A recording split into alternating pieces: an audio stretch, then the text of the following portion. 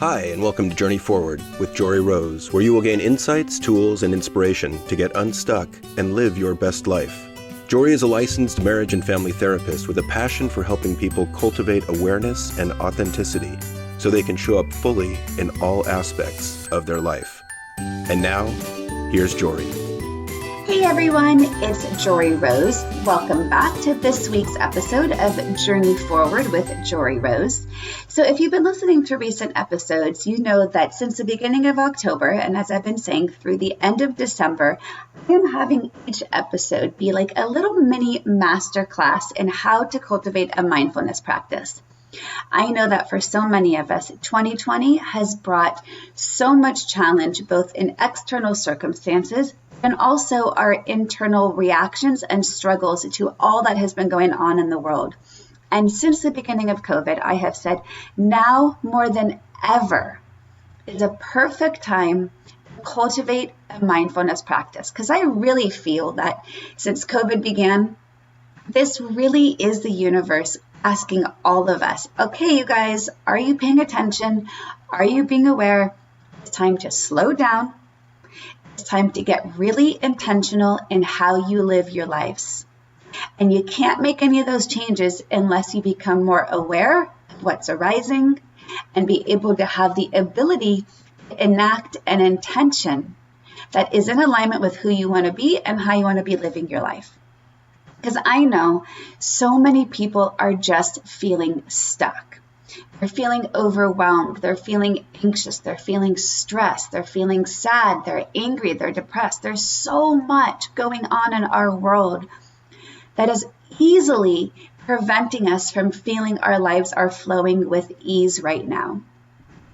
And yet, I do believe that with practice, we have an ability to be able to be at ease, to be at peace and have greater calm and even happiness despite any external circumstance. Because it truly is a matter of how are we responding, not reacting in each moment. How am I taking things personally versus accepting whatever is arising with deeper compassion or self-compassion or radical acceptance? How am I coming into equanimity? This idea of being able to not instantly have to judge my internal or external experience with another person instantly as good or bad, positive or negative, to see things as they are. Be able to say, it just is what it is, and actually mean it, rather than say it in a way that's dismissive or in a way that's passive-aggressive with a flippant whatever, which is one of my trigger words I hate, because it's a way of saying I care, but I'm not actually going to face it, or I'm not actually going to say what I'm really feeling. And so, whatever is arising in your life, I really believe mindfulness is here as a tool that we can all be practicing to give us greater peace, greater calm, greater contentment, regardless of whatever the world's big life issues are, like, pandemics and elections and climate change and all of the things that are arising right now, or whether they're internal experiences, maybe things you've been struggling with, depression, anxiety, stress, or maybe being in a relationship that's no longer serving you, or at a job that you're not happy or fulfilled in. To me, these tools help us with all of it. And there's no magic being here. It literally is a practice, to practice over and over and over again. It's never a one and done. I never want you to feel like because you've gone through a certain tool of meditation, or maybe you've, strengthened an ability for effective communication, now you're just like done with that and you can move on to the next task. That's not the way it works.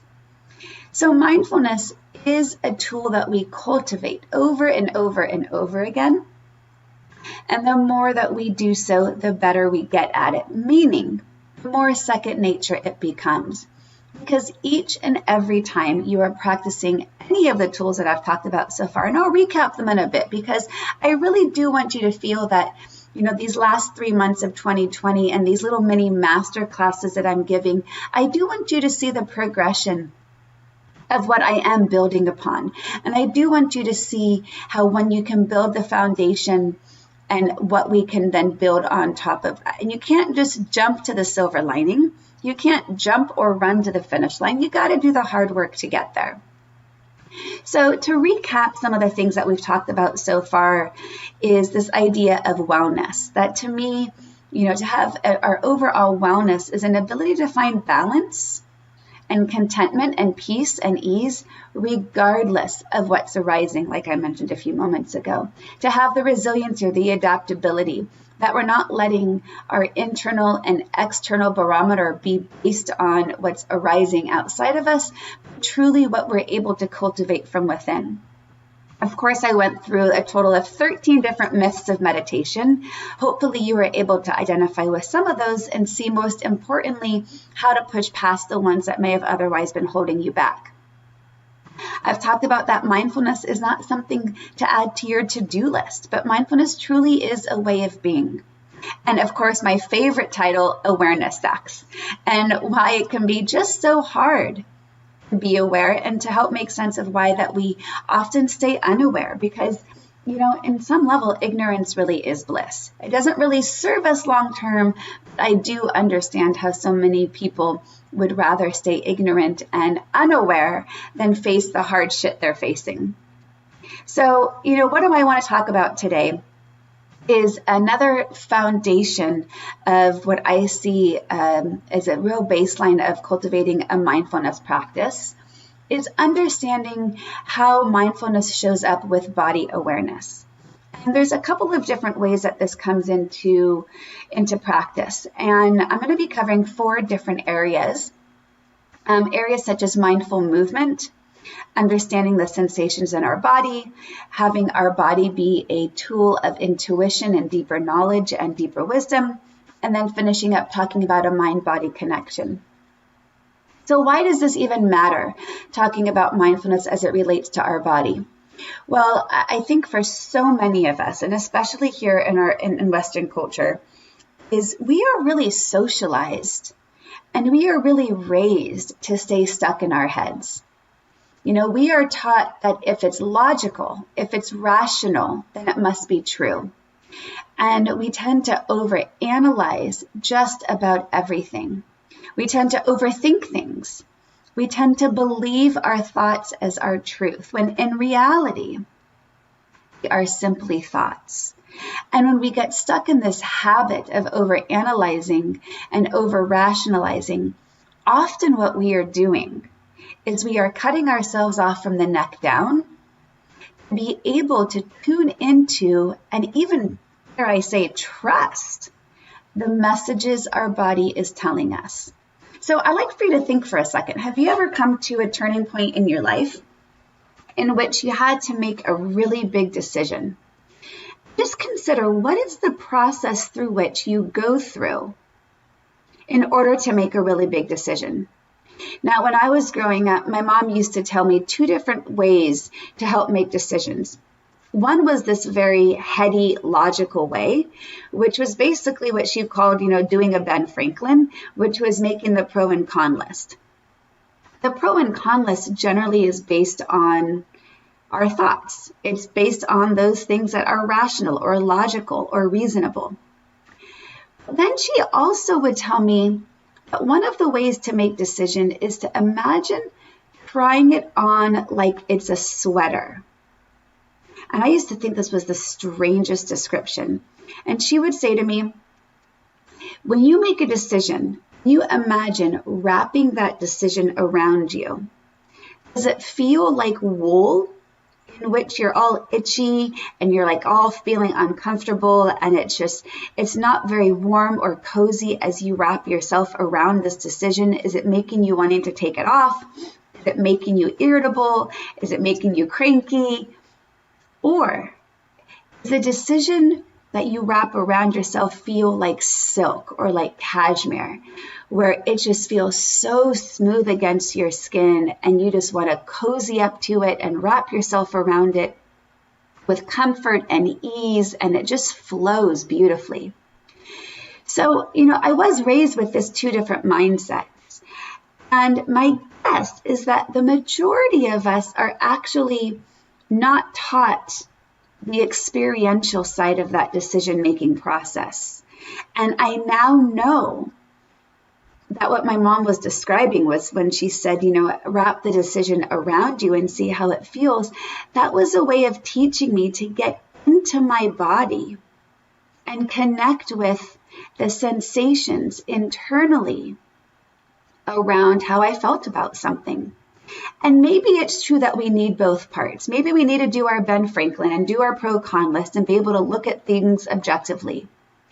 I don't want to discount the ability of tuning into our body as an equal, if not greater, source of our deeper wisdom and intuition. So just reflect about that as you go through your day. Are you staying stuck in your head? Are you staying stuck in your thoughts? Are you staying stuck in your beliefs? How often are you tuning into your body as a source of valuable information?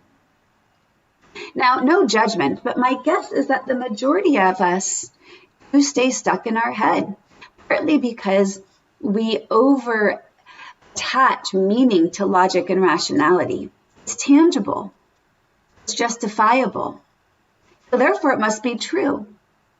Well, our body and our emotions and our intuition and the sensations that we feel are also equally true.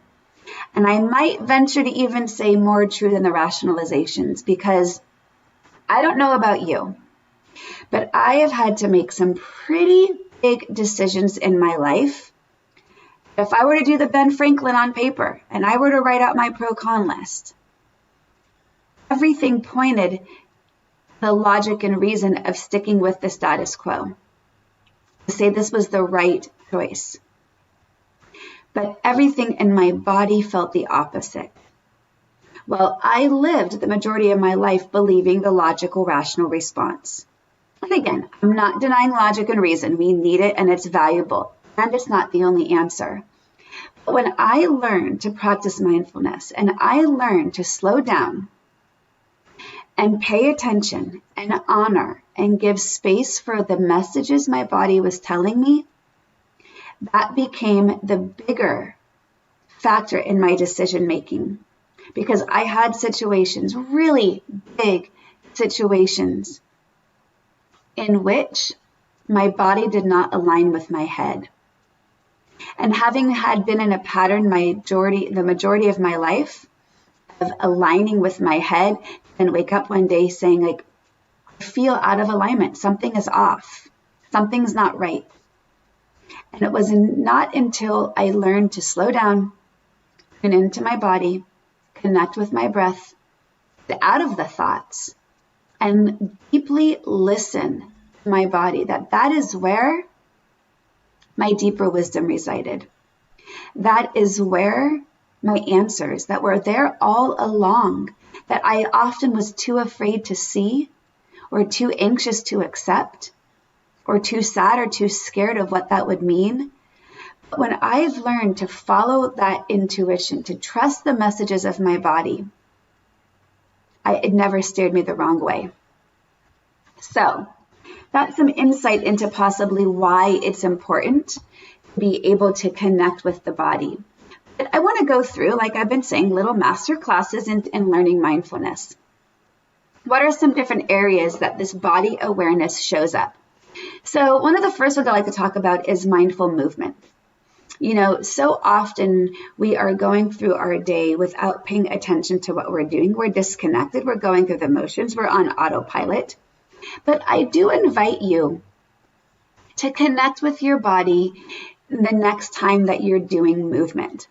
So, back in the good old days, pre-COVID, when we'd go to the gym, how many of you would get on the treadmill or the elliptical machine? And they often these days all have TVs, or you're tuning into your music. And you tune into these external things as a way of disconnecting from what you're doing. You are no longer in in the sensation of moving your body. You're in the sensation or the sound of the music or what you're watching on TV as a form of distraction. There's nothing wrong with that. But I do want to invite you into the movement of your body as a way of connecting with yourself.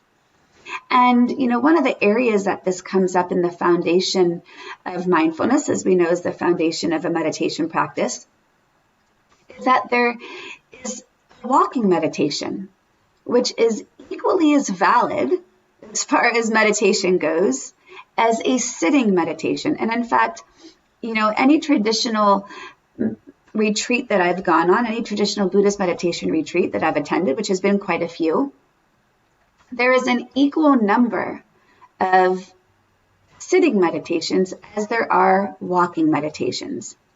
And the intention with a walking meditation is put your mind's awareness into the movement as the focal point of attention. So if you were doing a sitting meditation, you'd be sitting and breathing, and that breath would be the focal point of attention, or maybe you'd have sounds be the focal point of attention, or maybe even a sensation in your body. But when you're doing a walking meditation, is the sensation of your feet kissing the ground, heel to toe, walking ever so slowly with great awareness and intention, and putting all of your attention into each step. And when we put our attention into the sensation and the movement, then we are therefore out of our head and out of distraction. So, in a setting in which there's 150 people doing a mindful walking meditation, it kind of looks like Land of the Living Zombies. So I'm not suggesting you have to go do that, but I am suggesting that you slow down and move your body intentionally. And just notice what happens. And, I've often been guided in exercise classes or like a Pilates or a yoga class in connecting, putting your mind into the muscle. And when we can connect deeper with it, I do believe we get a more, what's the word I want to say? Not just a deep experience, but I think we become more deeply connected into the power and the strength of our body. We become more deeply connected into all the things that we've overcome. We become more deeply connected into the muscles in which we can build greater strength of awareness of not just our fitness. That's not what this is only about by any means, but just our own inner strength, because we so often are moving without awareness. So I invite you to practice that. Anytime you're out taking a walk, just take a few moments in which you're literally putting your mind's attention into each step and just use it as an opportunity to be more present, to be more aware.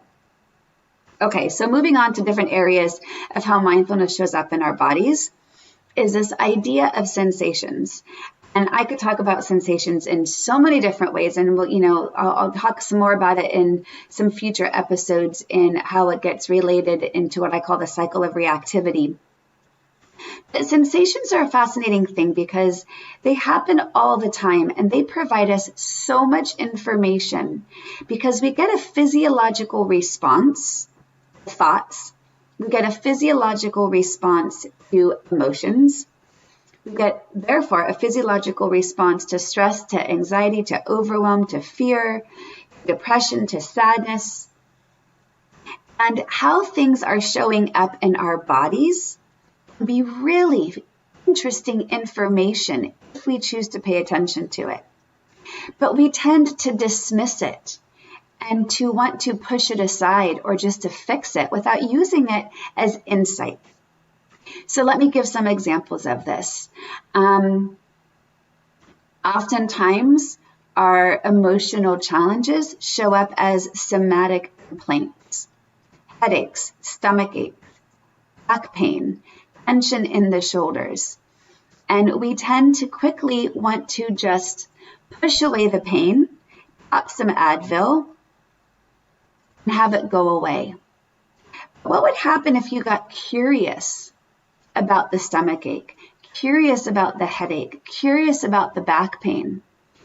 Ask yourself, I'm really wondering what's showing up in my body right now and what I can do besides just popping some pain meds. Be able to connect with it and be able to possibly be even to relieve the pain that's in showing up in my body. Because part of what happens is we identify sensation as pain. And what would happen if we just simply identified it as sensation? We're so quick to label and to judge, and therefore try to fix and to solve without getting curious. So differentiating between pain and sensation, getting curious, what emotions have I pushed down that are now showing up in different somatic ways? Take some time and some insight to be able to look into that, but with greater awareness of our bodies, we have a greater ability to understand what's arising. You know, it's interesting. After I had my second daughter, I was right in recovery after having a C-section. I experienced a really, really high spike in my blood pressure. The doctors for a couple of days didn't know what was going on, but it was kind of at almost, potentially stroke levels. My blood pressure shot up to 220 over 110. And I immediately had to get blood pressure medication injected into my IV because I said to the nurse, I literally thought my head was going to explode. I have never experienced a headache so bad, which it just felt like this surge, like this huge tidal wave of just blood rushing to my head. And it was really scary. And as a result, I ended up having postpartum preeclampsia, which is, so, interestingly enough, blood pressure issues after giving birth, not usually what happens during, in pregnancy. But I had to be on blood pressure medication for 3 months. And this might have been one of the very first times that I was really in deepened heightness of an awareness of just how much my emotional experiences caused my blood pressure to increase. Because my blood pressure was so out of whack. Any surge of heart rate or headaches was tied to an emotional experience. And I remember at the time, there was a challenge I was having with a dear friend of mine, and I had seen her name pop up on my phone. As soon as I saw the name pop up, I felt this surge of a headache. And again, had I not been so in tune to my body, I would have thought, oh, I have a headache right now. Let me just go take some Advil and the headache will go away. Because I was in such awareness of this mind-body connection and what was tied to my blood pressure, I knew that the direct connection was, I saw her name up on the phone. It brought me anxiety. It brought me a little bit of fear and uncertainty. And as a result, I was feeling now anxious, and I felt just ungrounded instantly. And the surge of blood pressure was causing this headache. But there was an emotional component that, had I not been that heightened in my awareness, would have just otherwise dismissed. So just noticing, when are we labeling things as pain? When are we labeling them as just sensation? Where are we getting curious about what's showing up in our bodies? Another area that we can use mindfulness of our bodies is, like I was saying in the beginning, of paying attention to our intuition. How are we making decisions? What are the messages our body is telling us? And how much honor are we giving to those messages? I think one of the best things, especially in raising kids, that we can do is guide them to trust in their intuition. That if something doesn't feel right, it likely isn't right. We tend to dismiss that through logic. And I've had plenty of experiences where I've been working with clients. Let's say, for example, if the parents are about to go through a divorce, but they're not quite ready to share that information with their kids. And I'm thinking of an example in which a teenage girl came to her mom one day and said, "Hey, Mom, what's going on with you and Dad? I'm just feeling like things are off." Well, in this particular case, the parents were already in the process of a divorce and were already sleeping in separate rooms. They hadn't told their kids anything. And the mom was not yet ready to tell the daughter what was going on because it wasn't fitting into the time frame they had planned for this. So what she did was she said to her daughter, who was I think 14 or 15 at the time, "Oh, honey, don't worry. Everything is okay. We're just sleeping in separate rooms because Daddy's work schedule and he needs more sleep." And while I have compassion for how that was the response, I also advise this parent that she just taught her teenage daughter to dismiss what her body was telling her, when in fact what her body was telling her was actually accurate. And I would so much rather face the pain of the reality than teach my child to dismiss their own intuition, dismiss the messages their body was telling them, because those messages can be really informative in really powerful moments of our lives and how to make decisions. And if we are dismissing those messages our body is telling us in favor of logic and reason, we're missing an opportunity to connect with some really deep wisdom. So another area that body awareness shows up in a mindfulness practice is the mind-body connection, whether it's in our somatic, complaints or somatic issues, stomach aches, headaches, backaches, such as I mentioned a few moments ago. But, I'll be honest, I'm not really, really well versed in it, but I do get really curious whenever my clients are experiencing different physical pain. I get really curious about the chakras and the energy centers that are showing up in their physical pain. And if you look at the different energy centers as sources of information, and when we are not experiencing flow in a particular area, we get stuck. And when we get stuck, the energy has to go somewhere. And, so if you're, for example, if you're losing your voice or having difficulty even just swallowing or getting choked up on your words, and, this can come in the form of sore throats or losing your voice, like I said, the mind-body connection is related to the energy centers, might suggest that maybe you are not able to speak your truth in these moments, and that's why these issues keep arising. So it's something that I hold space for. It's something I get really curious about. I'm not going to attach an over deep meaning to it in a way that becomes, the only answer. It is something that I can begin to get curious about. So not just the energy centers and the chakras as how it shows up in our physical manifestation, but I also get really curious in the mind-body connection when it comes to mindset. And I'm going to dedicate a whole episode to mindset coming up. But, there have been such amazing studies that show just how powerful our mindset is, and that our mindset can actually affect our health on a cellular level. So if you've ever discounted the power of your mindset and how it shows up in our physical body, well, then I'm going to share some really great insights with you guys around the real impact that our mind has on our physical body. So, these are lots of different ways and different areas that body awareness is related to mindfulness. And again, if we're talking that mindfulness is the ability to have greater awareness, greater attention, and greater intention. And as again, I'll remind you that that's awareness of what's arising, your thoughts, your emotions, your sensations, your distractions, paying attention to your typical habits, patterns, or mindsets in relation to whatever's arising. And then knowing why you're doing what you're doing, having greater intention to live your life on purpose, right? So when we can bring more mindfulness into all these different aspects of our body, then we are able to show up in a more authentic way. We are able to show up in a wholehearted experience where we are not giving more credit or allegiance to just our thoughts or just, what's rational or logical. And that when we practice slowing down, when we practice paying attention and being aware of what's arising and giving it space to exist without judging what's here, but coming back into that curiosity, coming back into that compassion to what's arising, we gain such greater and deeper insights into ourselves. And when we can do so, we have that ability for that emotional regulation or that balance or that wellness that I was talking about at the beginning.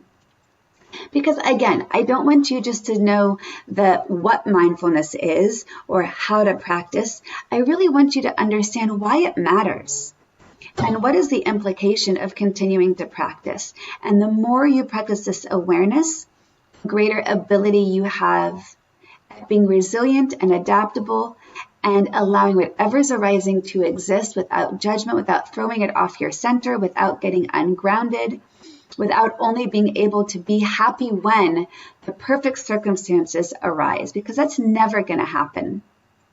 Mindfulness really does give us that ability to be able to create greater, happier peace and calm, no matter what is arising. So hopefully you found this information helpful.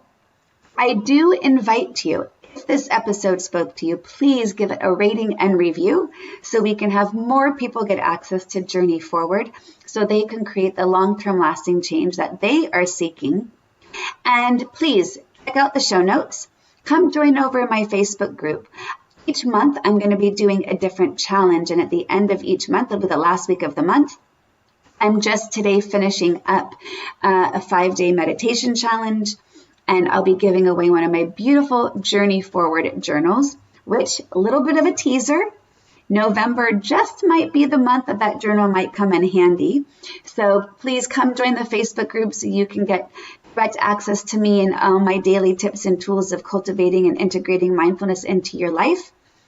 And as I've been saying, now between the end of 2020, each episode each week is going to be a little different mini masterclass on different aspects of mindfulness.